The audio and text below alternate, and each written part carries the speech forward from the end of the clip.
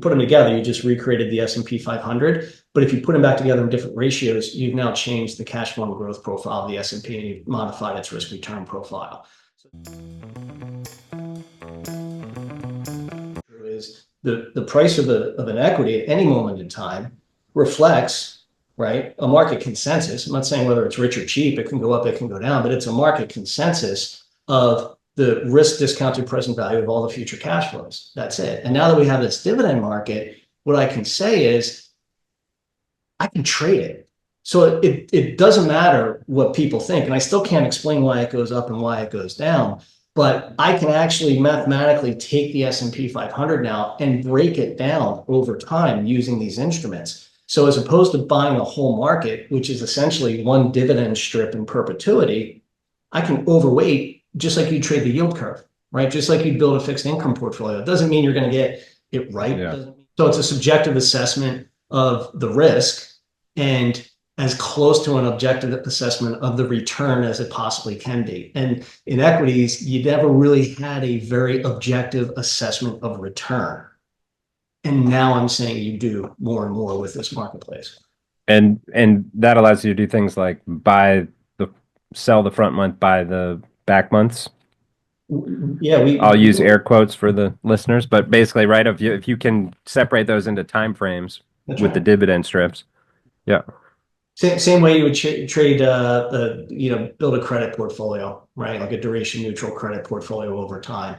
But if you put them back together in different ratios, you've now changed the cash flow and growth profile of the S&P and you've modified its risk return profile. Yeah. So what we're doing is we're taking that annuity profile and we're pulling it forward for you a little bit. So you can harvest more of the earnings and dividends in the early years. You'll get less of it in the later years.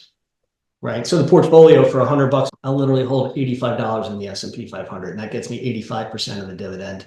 And then for $15, that's how much it cost me to go into the strip market and fully pay for another 315% exposure to earnings and dividends in years 1, 2, and 3. Right. So put together, I get 4 times in years 1, 2, and 3, 85% in years 4 and beyond.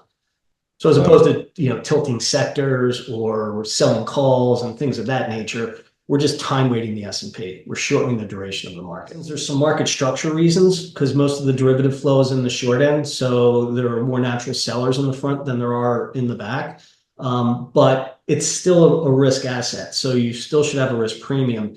The other reasons are there's a left tail, right? If I'm long a 1-year dividend and it gets cut, right, I'm going to realize a loss. You don't have time to make it up. Yeah.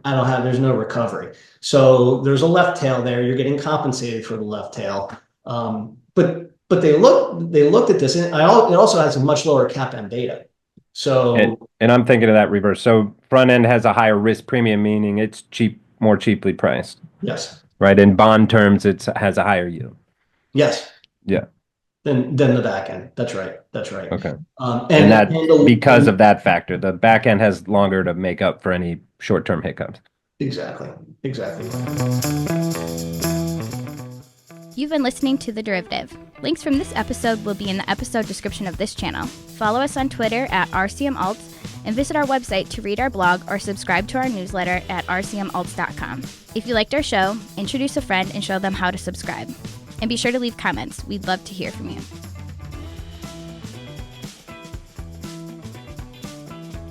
This podcast is provided for informational purposes only and should not be relied upon as legal, business, investment, or tax advice.